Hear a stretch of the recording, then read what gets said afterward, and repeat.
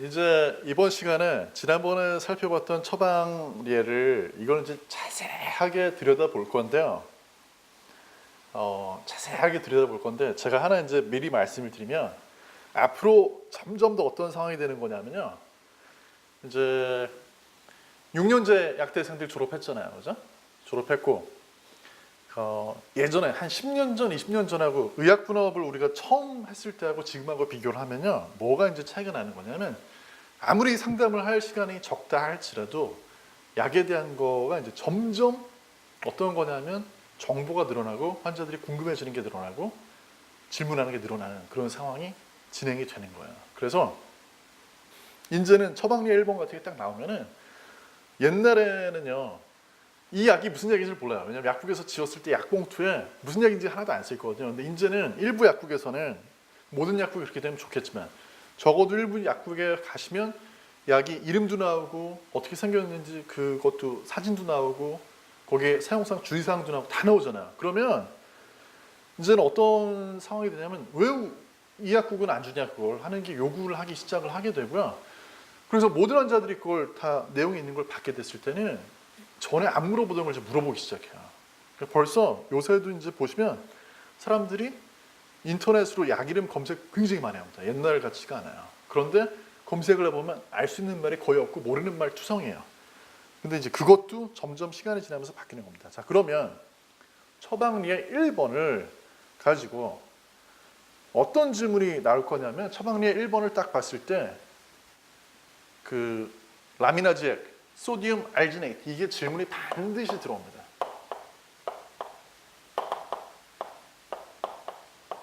여기에 대한 질문이 반드시 들어와요. 안 들어올 수가 없어요. 이 질문이 들어올 건데 그러기 전에 지금 우리가 어떤 세상에 살고 있는지 제가 너무 재밌는 화면을 하나 보여드릴게요.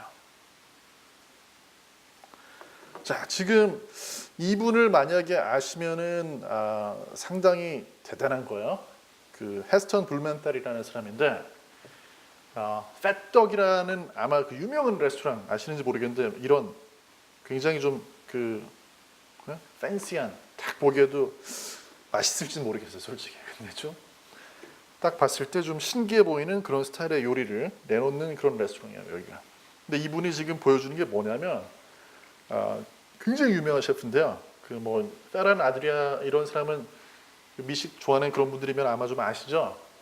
저도 굉장히 가보고 싶었지만 한 번도 못 가본 그런 레스토랑인데 뭐 거의 그 쌍벽을 이루는 레스토랑 중에 하나예요. 팻덕이라고 영국에 가면 굉장히 유명한 레스토랑이고 호주에도 한 6개월 정도 오픈을 했었습니다. 이런 분들이 하는 게 뭐냐면 지금 요리사인데 딱 하고 있는 폼이 이게 요리사 같은데 약간 좀 허세가 있고 의사나 약사하고 비슷한 그런 그 분위기가 좀 풍기잖아요. 이게 뭐 하는 거냐면 지금 분자 요리라는 걸 시전을 하려고 딱 보여주는 거예요. 그럼 분자 요리에서 뭘 만드냐면요. 분자 요리하면 딱 생각나는 게 우리나라에도 분자 요리하면 마찬가지지만 제일 특징적으로 나오는 게 이런 식으로 그 방울 모양으로 비드라고 그러죠. 구슬처럼 만든 이런 그 스페리컬 스피어스. 그래서 이제 그런 그게 되게 많이 나와요. 구 모양으로 만든 이런 것들이 굉장히 많이 나옵니다. 이건 뭐냐면 지금 이제 그림상에 보시는 것처럼 그 과즙을 가지고 젤리처럼 이렇게 만든 거예요. 동글동글하죠. 그럼 이제 이게 생긴 게 지금 꼭 무슨 포도알처럼 생겼잖아요. 진짜 포도가 아니고 포도알처럼 생겼는데 딱 먹으면 그 안에서 포도즙이 터지는 게 아니라 무슨 뭐 사과즙이 탁 터진다든지 이런 식으로 만드는 거죠. 근데 이걸 뭘 가지고 만드느냐? 소디움 알지네이트 가지고 만들어요. 무슨 얘기냐? 소디움 알지네이트하고 그다음에 칼슘 락테이트하고 써가지고 만들거든요. 요리사들이. 그러면 자, 소디움 알지네이트 약으로 먼저 많이 썼던 거고 식품에서도 아이스크림 같은 거 만들 때 약사님들이 만약에 레밍턴이라는 책 옛날 기억나서 약대 다닐 때 레밍턴 두꺼운 책 있었는데 보진 않고 맨날 저런 책이 있었어 하고만 알고 있던 그런 책 거기 찾아보시면 소디움 알지네이트 아이스크림 만드는데 점성을 넣고 부드럽게 만들고 하는데 사용을 합니다. 근데 이 약을 지금 이제 정말 분자 요리라고 그래가지고 전 세계에서 가장 미식가들이 좋아한다는 그 요리를 하는데 이걸 가지고 진짜로 막 만들고 하는 거예요. 그러면 요리사들도 이걸 이렇게 알고 활용을 하는데 약사님들이 소디움 알지네이트가 뭔지를 잘 몰라가지고 약국에서 설명을 못하고 있으면 큰일 납니다. 그죠? 네. 그리고 적어도 큰일 나고 약사님들 중에도 좀 야심이 있는 약사님들이 계실 거 아니에요. 나도 좀 나중에 약에 대해서 사람들이 너무너무 관심이 많아지고 미래의 스타 약사를 또 이렇게 누가 발굴하고 이래야 될 때 내가 나가겠다 하는 그런 분들이 있으면 자세하게 모든 걸 알고 계셔야 돼요. 하나를 알더라도 얼렁뚱땅 알고 있으면 도움이 안 되고요. 자세하게 알고 계셔가지고 남이 모르는 것까지 설명해 줄 수 있어야 되거든요. 그렇게 되면 그게 지금 라미나제 액, 소디움 알지네이트로 귀납을 합니다. 자, 그래서 소디움 알지네이트 해놓고 이게 50 해놓고 그러니까 50mg per milliliter 이렇게 돼 있고요. 그 다음에 하루에 4번 양이 안 써있지만 4times daily 하는데 이게 한 포에 20ml 들어있나? 그렇죠. 그렇기 때문에 이거를 먼저 하루에 4번 쓰라고 딱 돼 있는데 제가 아까 말씀드린 것처럼 저걸 보고 환자들이 날카로운 질문을 해요. 실제로 녹색 창에 검색을 해보세요. 질문한 환자들이 많이 나와요. 근데 그 질문 중에 보면 제일 예민한 사람들, 제일 들여다보는 사람들이 질문하는 게 뭐냐면 이 약하고 내가 약국에서 그냥 사 먹던 개비 땡땡하고 뭐가 다르냐 질문할 수밖에 없겠죠. 근데 뭐가 헷갈려요? 이 약이 분명히 제가 역류성 식도염 강의를 할 때 오티스로 일반 의약품으로 판매가 되는 소디움 알지네이트, 개비 땡땡은 식전 식후 중에서 식후라고 말씀드렸죠. 그런데 라미나제 액이 지금 여기 이제 효능 효과 이런 게 나와 있는데요. 이게 뭐가 다르냐 하는 걸 물어보는 사람이 나옵니다. 반드시 나와요. 왜 그러냐면요. 용법 용량을 한번 보세요. 거기 보시면 용법 용량에 이 약의 용법 용량을 보시면 뭐라고 나와 있냐면 식전이에요, 식후야? 식전으로 나와 있죠. 공복으로 나와 있어요. 공복. 그러니까 그러면 다시 한번 보세요. 다시 개비땡땡이나 아니면 개비땡땡에 따른 어떤 그 지네릭들, 유사한 그런 다른 약들 전부 다 식후거든요. 그런데 왜 이 약이 식전으로 나와 있느냐 이 의문이거든요, 환자들이. 그래서 그렇기 때문에 환자들이 질문을 올립니다. 녹색창 찾아보면 진짜 질문하는 사람들이 있어요. 자, 그러면 여기에 대해서 정확한 대답을 해줘야 되거든요. 이제 이런 부분이 제 생각에는 잘난 척을 잠깐 제가 하면 제 강의에서만 들을 수 있는 내용일 거예요. 근데 이게 굉장히 중요한 내용이고요. 이런 것들이 앞으로 환자들이 약사님들한테 물어볼 질문이고 이걸 어떻게 대답해 주냐에 따라 가지고 약사님이 정말 대단한 약사로 보일 수도 있고 아니면 물어보지 말아야 되겠다 할 수도 있어요. 어떻게 다르냐? 이게 어떤 경우에는 대답이 어떻게 올려 있냐면요. 이제 나중에 고쳐지겠지만 그 소디움 알지네이트 이게 라미나지 처방약 같은 경우에는 밀리리터당 50mg이 들어있고 그 다음에 이제 그 개비땡땡 같은 일반 약 같은 경우에는 0.5mg per milliliter가 들어있다 이런 대답을 찾을 수도 있어요. 그런데 맞느냐? 그게 틀립니다. 왜냐하면 개비땡땡 찾아보시면요 뭐라고 되어 있냐면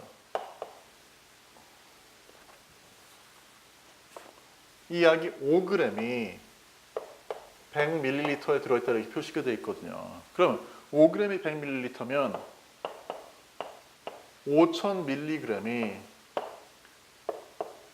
100ml에 들어있는 거잖아요. 그러면 지우면 50mg이 밀리리터당 들어있는 거 똑같아요. 똑같은 약이에요. 전혀 차이가 없거든요. 그런데 왜 일반 약으로 사 먹는 거는 식후에 먹어야 되는데 왜 처방약으로 나와 있는 건 식전으로 되어 있느냐? 이거 당연히 질문을 하는 사람이 똑똑한 사람이에요. 근데 이제 이 질문에 대해서 생각을 안 해보시면 대답을 할 수가 없죠. 대답할 수가 없어요. 절대 대답할 수 없는 질문입니다. 왜 이게 중요한 질문이고 어떻게 대답해야 되느냐? 이걸 제가 말씀을 드리겠습니다. 질문은 그래서 OTC와 다른 점을. 자, 그래서 일단은 거기에 보시면 이제 분자 구조가 나와 있는데요. 분자 구조 이거 뭐 어려운 거를 제가 괜히 보여드리는 이유는 이걸 뭐 다 이해하시라고 그게 아니고요.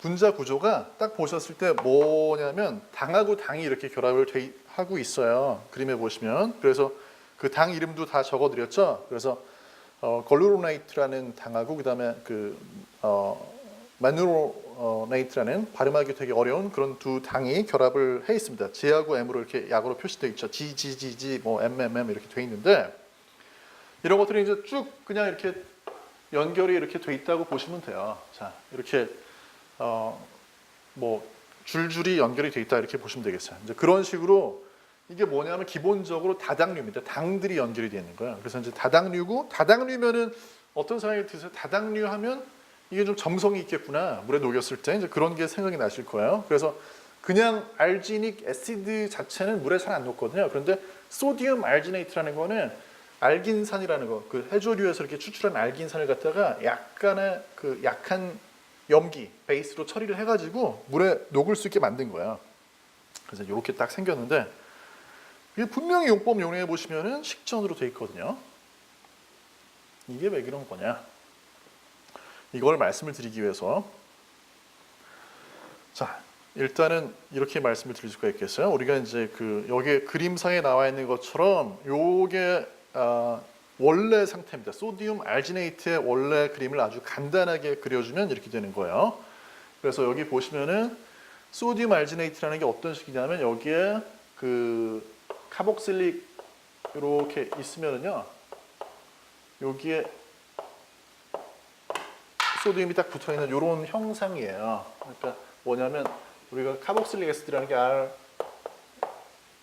요거잖아요. 여기에 0으로 딱 돼 있는 그런 형태입니다. 자, 그런 식으로 쭉 되어 있거든요. 그런데 이게 그 다음에 그림에 보시면 어떻게 되어 있냐면 우리가 이제 개비땡땡 같은 이야기는 뭐가 들어있냐면 캘시움이 같이 들어있어요. 캘시움이 캘시움 카보네이트 형태로 이렇게 들어있거든요. 그래서 이제 얘가 들어있으니까 어떤 일이 벌어지냐면요. 이게 좀 위에 딱 가게 되면 위에 있는 위산에 해가지고 일부는 위산에 의해서 여기가 프로톤이 딱 붙어가지고 그냥 중화가 돼버립니다. 그런데 일부는 그대로 남아있어요. 약산이니까 일부는 남아있고 일부는 중화가 돼요. 이런 상태에서 캘시움 카보네이트하고 뭐가 같이 들어있냐면 이제 소디움 바이카보네이트가 같이 들어있거든요. 얘는 뭐냐면 탄산 수소 나트륨이죠. 얘들은 어떻게 되겠어요? 위에 있는 위산하고 만나게 되면 캘시움하고 소디움하고 남고 저 CO3 부분 또는 HCO3 부분 요 부분은 탄산으로 날아갑니다. 이산화탄소가 돼서 날아가요. 자, 그러면 나머지 부분은 어떤 일이 벌어지냐면 그 다음에 그림에 아주 잘 나와 있는데 이 캘시움이요. 얘가 녹아 들어가면서 위산에 녹아 들어가면서 얘가 어느 자리로 가냐면 원래 소디움이 있던 자리를 밀어내고 들어가요. 그게 그림상에 보시면 표현이 돼 있죠. 그런데 캘시움은 소디움하고 달라가지고 소디움은 요게 1가짜리인데 캘시움은 2가짜리니까 얘 하나하고만 이온 결합을 하는 게 아니고 옆에 있는 또 다른 녀석 얘하고도 결합을 합니다. 그러니까 소디움이 나가 떨어지고 그 자리에 캘시움이 딱 들어가는 거야. 2가짜리가. 그러니까 어떻게 돼요? 얘하고 얘가 쉽게 말해서 딱 이어지죠. 이렇게. 그러니까 원래는 따로따로 놀던 게 이어져요. 그러니까 그런 식으로 이어지고 하니까 어떻게 되겠어요?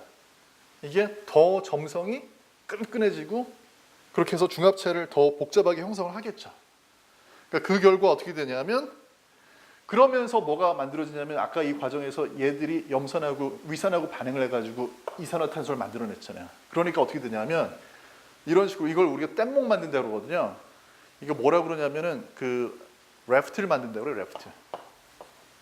래프트 만든다는 건 뭐 학술 용어는 아니고 이제 그 회사에서 만들어내는 그런 얘기인데 그래서 이제 이런 식으로 알지닉 애시드로 래프트가 만들어지면 그러면 요 사이에 이산화탄소가 또 끼어 들어가요.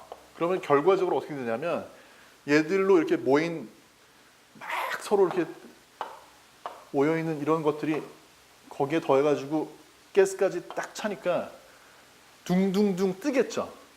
둥둥둥 떠가지고 위가 이렇게 있으면은 둥둥둥 떠서 위를 이렇게 막아버리는 거죠. 여기를. 그래서 역류하는 걸 막는 거예요. 역류하는 걸. 그러니까 이 소디움 알지네이트에 더해가지고 뭐가 들어있냐면 지금 여기 제가 저 슬라이드를 안 넣어놨는데 라미나지액하고 개비땡땡 또는 뭐 개비땡땡 무슨 뭐 듀얼 액션 이런 것들의 차이는 뭐냐면요. 이 일반 약으로 나가는 거는 소디움 알지네이트만 들어있는 게 아니고 소디움 알지네이트에 더해가지고 자세히 보시면은 탄산칼슘하고 탄산수도 나트륨이 같이 들어가 있어요. 얘들이 하는 역할은 뭐냐면 얘들끼리 더 사슬을 아주 촘촘하게 이어주고 그와 동시에 기포를 넣어가지고 띄워줍니다. 띄워서 음식물 바로 위쪽에서 이제 더블 액션 같은 경우는 살을 중화시켜 주기도 하고요. 그렇지 않고 그냥 이제 일반적인 것 같은 경우에는 거기에서 층을 만들어 가지고 그게 맨 위로 떠오르는 거예요. 그래서 여기에서 위 산이 혹시라도 내용물과 함께 역류하는 거를 막아주는 역할을 합니다. 그러니까 언제 먹어도 되겠어요? 식후죠. 식후요. 그런데 똑같은 성분이지만 지금 여러분이 보고 계시는 라미나제액 같은 경우에는 그게 아니에요. 뜨는 게 없어요. 뜨는 장치가. 왜? 얘는 지금 뭐 때문에 먹는 거냐면 역류성 식도염 증상 완화할 때도 쓸 수는 있겠지만 그거보다는 위염이나 위궤양이 있을 때 상처 부분을 덮어주고 보호해주고 그러니까 뭐하고 비슷한 거냐면 지난번 시간에 우리가 살펴봤던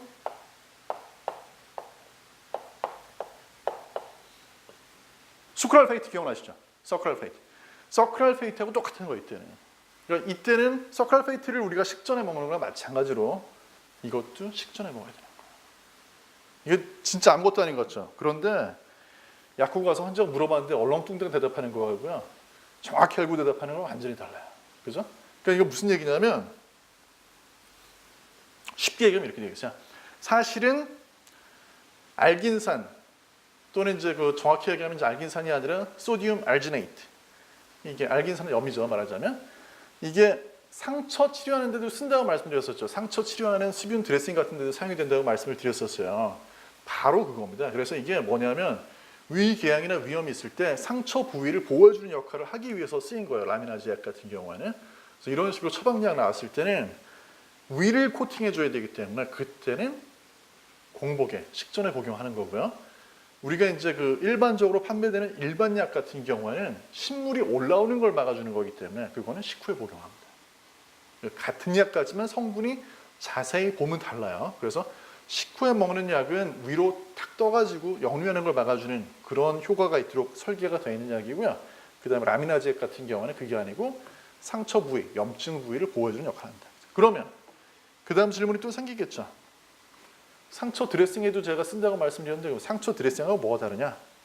어떤 차이가 있냐?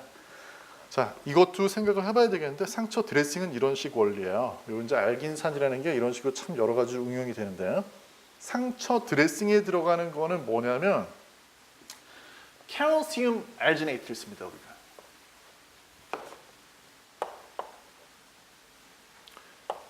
그러니까 아까 제가 보여드렸던 거는 소디움 알지네이트였잖아요. 이번에는 처음부터 칼슘 알지네이트예요. 즉 무슨 얘기냐면 드레싱 상태로 있을 때는 액체 상태면 곤란하잖아요. 우리가 약국에서 판매되는 드레싱이 액체 상태면 곤란하고 당연히 고체 상태여야지 되겠죠. 탄력이 있더라도 고쳐야 돼요. 그러니까 이미 칼슘 알지네이트라는 얘기는 이미 교차 결합이 다 돼 있어가지고 점성이 있으면서도 고체, 젤과 같은 그런 젤리 같은 상태로 있는 거거든요. 근데 이게 상처 부위에 딱 이렇게 드레싱을 해주게 됐을 때 어떻게 되냐면요. 거기에 그림에 표시가 된 것처럼 칼슘 자리에 소디움이 들어가요. 이번에. 소디움은 어디서 나오는 거냐? 동물 세포에 제일 많은 게 뭐야? 세포 안쪽에 제일 많이 들어있는 것 중에 네. 세포에서 제일 이제 그 많이 나올 수 있는 것 중에 소디움이 있죠. 소디움. 그러니까 이제 소디움이 주로 이제 세포 안에는 소디움이 많이 있는 게 아니라 바깥쪽에 많이 있죠. 아무튼간에 상처가 나면 소디움이 거기서 이렇게 많이 나올 거거든요. 그래서 소디움하고 칼슘하고 바뀌게 되면 어떤 일이 벌어지겠어요? 아까 제가 원래 소디움이 있던 자리를 칼슘이 들어가게 됐을 때는 이게 촘촘하게 서로 연결한다고 그랬으니까 반대로 이번에는 칼슘 자리에 소디움이 들어가면 이게 해체가 되겠죠. 그러면서 가닥들이 풀릴 거예요. 이렇게 가닥으로 되겠죠. 그러면 젤 상태에서 졸 상태, 즉 액체 상태로 바뀔 겁니다. 그렇죠? 그래서 그림에 보시는 것처럼 알지네이트 하이드로젤이라는 거는 뭐냐면 우리가 이제 그 약국에 사실은 수입 제품을 막 사람들이 요새는 인터넷에서 사다가도 되게 많이 쓰는데 알지네이트 하이드로젤이라는 게 이게 판매가 돼요 실제로. 그래서 이제 알지네이트 하이드로젤이라는 거는 캐널시움이 들어있는 그 하이드로젤을 얘기하거든요. 그래서 요거를 딱 이제 그 젤로 돼 있는 걸 갖다가 스뷴 드레싱 같은 걸요 상처 부위에다 딱 붙이게 되면 그 부위에서 캐널시움이 빠져나가면서 소디움으로 바뀌니까 액체처럼 변합니다. 어떻게 되겠어요 그러면? 그렇게 해서 롤처럼 변하면서 그 부위가 촉촉해지겠죠. 그러면서 뭘 빨아들이냐? 물을 쫙쫙 빨아들입니다. 물을 얼마나 쫙쫙 빨아들이냐 하면요. 이게 원래 무게의 20배까지 빨아들여요. 그러니까 이제 어마어마하게 빨아들이는 거죠. 그 정도는. 그래서 그렇게 빨아들이기 때문에 사실은 소디움 알지네이트 드레싱은 장점은 뭐냐면요. 중간에서 심한 정도로 삼출물이 많이 나오는 그런 상처에다 이걸 쓰면 아주 좋아요. 왜냐면 원래 무게의 20배를 쫙 물을 빨아들이니까. 그런데 단점은 뭐냐면 상처에다 그걸 붙였을 때 이게 지나치게 물을 빨아들여가지고 자칫 잘못하면 그 상처 부위가 좀 건조해질 수 있습니다. 그러나 그럼에도 불구하고 또 하나 장점은 뭐냐면 이게 떼내기가 굉장히 쉬워요. 왜냐면 이 자체가 수화가 되어 있기 때문에. 그래서 요거를 이제 상처 치료하고 할 때 사실은 많이 사용하는 게 그런 식으로 삼출물을 많이 빼주면서 그와 동시에 이제 그 세균의 오염 같은 거를 막아줄 수가 있고 또 자주 갈아주지 않아도 되거든요.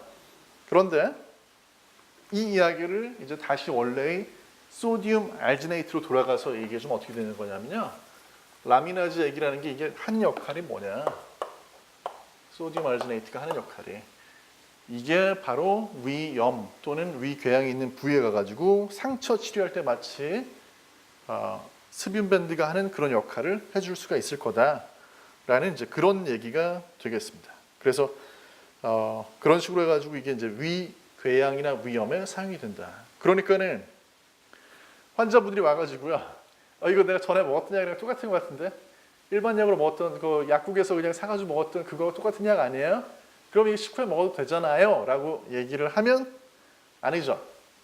이게 지금 처방약으로 사용이 된 거는 그런 식으로 역류를 막아주는 게 아니고 위 자체를 코팅해 주는 거니까 식전에 드세요 이렇게 설명하셔야죠. 그죠? 거기에 비해서 일반 약은 위를 코팅해 주는 게 아니라 식도를 코팅해 주는 거니까 식사 다 하시고 나서 드세요 이렇게 얘기가 되는 겁니다. 자, 뭐 굉장히 자세하게 말씀을 드렸지만은 이거를 제가 설명한 것처럼 자세하게 환자한테 설명할 필요는 전혀 없지만요.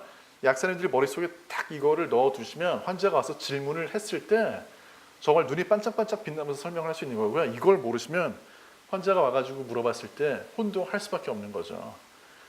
그 혼동하고 제일 약국에서 안 좋은 게 뭐냐면요. 혼동하고 몰랐어요. 그러면 그거 해결해야 되거든요. 근데 혼동하고 모른 채로 5년, 10년을 그냥 가요. 그러면 5년, 10년이 지나도 몰라요. 그래서 약국에서 이번 기회에 제가 하나 말씀을 드리면 제 강의를 듣는 약사님들은 특히 뭘 하시면 좋냐면요. 실제로 이제 강의에서 들었던 거하고 비슷한 처방전을 많이 받게 되잖아요. 그럼 받게 되면은 그 처방전 중에서 이해가 가는 부분은 다시 한번 강의를 복습하는 겸 살펴보시고 이해가 안 가는 처방이 나올 때는 찾아보시고 정 안 되면 질문을 올리세요 저한테. 그러면 제가 답변을 해드리겠습니다. 그게 바로 공부를 하는 과정이고요. 그렇게 해서 공부가 돼 있으면 아주 그냥 단단하게 공부가 돼가지고 나중에 혹시 누가 물어봐도 답변할 수 있게 되는 거죠. 자, 그러면 저희가 살펴봤던 처방전의 약이 두 가지가 더 있었습니다. 레바미피드라는 약이 또 있었어요. 그죠? 그래서 돌이켜서 앞에 처방전으로 가서 보시면 레바미피드가 아마 어떻게 됐으면 100mg 하루에 3번 쓰도록 이렇게 돼 있었습니다. 적지는 않을게요. 레바미피드가 이제 100mg 하루에 3번 쓰도록 이렇게 돼 있었는데 상품명은 뭐 뮤코스타라는 게 그게 아마도 브랜드 네임입니다. 그래서 그 약의 작용 기전을 한번 살짝 살펴보겠습니다. 레바미피드부터는요, 약이 사실은 자료를 찾아서 공부를 하려고 하셔도 많이 안 나오는 거를 아실 수가 있을 거예요. 조금 아쉬운 면이 있어요. 없지 않아 있습니다. 왜냐하면 이런 게 있어요. 이제 레바미피드 같은 경우에는 이게 약효를 전 세계적으로 인정을 많이 받은 약은 아니에요. 일본에서 개발이 된 약이고요. 그다음에 이제 우리나라에 승인이 된 약이고 동남아에서 뭐 인도네시아 이 정도고 다른 많은 나라에 들어가 있지는 않은 약이에요. 지금 현재 상황이. 근데 이제 기전은 굉장히 여러 가지가 거기 나와 있죠. 그래서 사실 솔직히 말씀드리면 약이 기전이 여러 가지일 때는요. 그 약이 굉장히 효과가 좋고 여러 가지 용도로 쓸 수 있는 약인 경우도 있고요. 또는 기전이 많은 거는 사실은 약이 약효가 두드러지지 않은 경우에도 기전이 되게 많은 경우가 있습니다.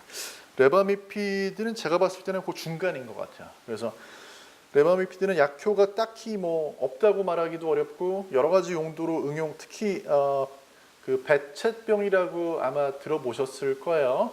여기저기에 막 이렇게 얼서 생기는 건데 거기에도 레바미피드를 또 쓰기도 하거든요. 그래서 거기에 대해서 연구가 좀 진행이 되는 것도 있고 하고 그래서 여러 가지로 레바미피드를 그 연구를 하고는 있는데 이게 뭐 나온 지는 뭐 15년 넘었거든요. 그럼에도 불구하고 또 여러 나라에서 아직까지 승인이 안 된 걸 봤을 때는 또 약효에 대해서 논란이 약간 있을 수 있는 그런 약입니다. 그런데 기전을 보시면 일단 산소 레디컬을 감소시킨다고 되어 있어요. 그래서 산소 레디컬이 문제가 된다고 말씀을 드렸잖아요. 특히 이제 위에서 산소 레디컬 문제가 될 수 있거든요. 근데 이걸 감소시키니까 좋은 거고 요 산소 레디컬이라는 거는 뭐하고 관련해서 생각하시면 되냐면 그래서 이제 그런 면에서는 질산염이나 아질산염 같은 것들이 이제 그 안 좋은 거예요 위에서. 그래서 이제 그런 것들을 많이 먹었을 때 위가 위축성 위염 같은 게 생길 수 있는 가능성이 있다고 그랬잖아요, 그죠? 소금도 그렇고.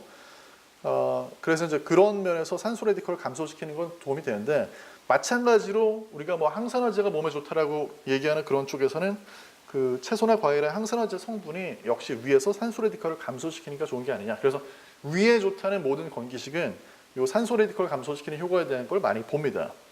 그 다음에 혈류를 증가시킨다고 그랬는데 똑같은 나이트릭 옥사이드가 요번에는 또 이제 혈류 증가시키는 데는 도움이 돼요. 그래서 혈류가 증가가 되면 당연히 상처 수복이라든지 이런 거랑 도움이 될 거고 점액도 더 많이 생길 수가 있겠죠. 그래서 혈류 증가는 도움이 되는 기전이고요. 그에 더해가지고 중요한 기전이 사실은 그냥 요거 하나만 기억하는 분들도 계세요. 뭐냐면